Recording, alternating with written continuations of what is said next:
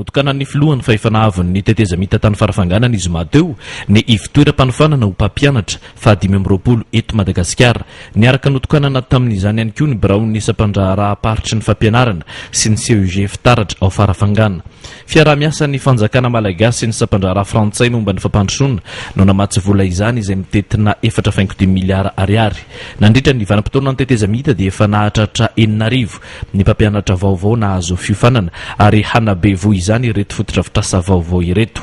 Naneo hevitra momba ny fiainam-pirenena ihany koa ny filoha fa eo ihany koa ny mahakasika ny tontolon'ny anjery manontolo. Tanatoana tsy nitanjona napetratsika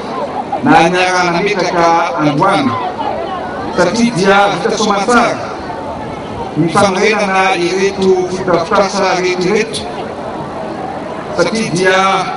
zavatra hita masitsika zao dia ny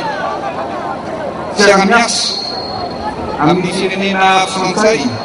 sy Madagasikara. Zany hoe maromaro tokoa dia avy amin'ny agence française de développement no mpirahalahy mianala nanome tanana sy namaty vola ao anatin'ilay tetikasa zay milaza hoe programme éducation pour tous à Madagasikara. Satria ny fisiany zao fotodrafitrasa zao nany hoe ny centres régionaux de l'Institut national de formation pédagogique dia ahafahantsika ahafahan'ireo mpampianatra miofana aty amin'ny faritra ihany fa tsy raina tsony makany Antananarivo satria araka ny soratra hitaketo dia hoe zao ny hoe fotodrafitrasa mahomby ho fampandrosoana ny taranaka faramandimby ka dia sorana sorafakateremana nataonan'ireo manaratanana ny firenena frantsay dia nanampy any Madagasikara ka rahafahanareo dia tsy voromboy mabe tokolasy tokovare.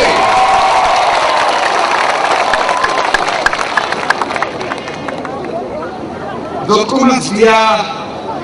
hitako fa faritra na tanàna tena tokony mampandrosoana satria manana ny rehetra ny aty amin'ny faritra aty matsinanana ity fa indrindra moa ny atao farafangana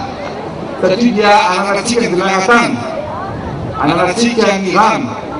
ary ananatsika ny arena maro hafa isan-karazany. Ka zany mito ao ataontsika ny ezaka rehetra zay ahafahantsika mampandroso ary mba hampaleotena an'ity faritra aty matsinanana ny farafangana tya ka dia mino ao ary ao ataontsika ny ezaka rehetra mba amorona mahiatrany ihany koa amin'ny tanora ka dia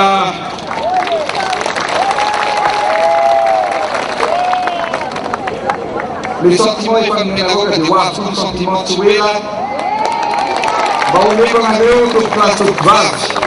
jusqu'à la fin sa jusqu'à la fin asitsiraka mahaboeraka jusqu'à la fin tsy amitaka anareo mihitsy ny tenako ary tsy tondranareo any amalana tsizy fa zany fa tsy maintsy ataontsika tafita indostria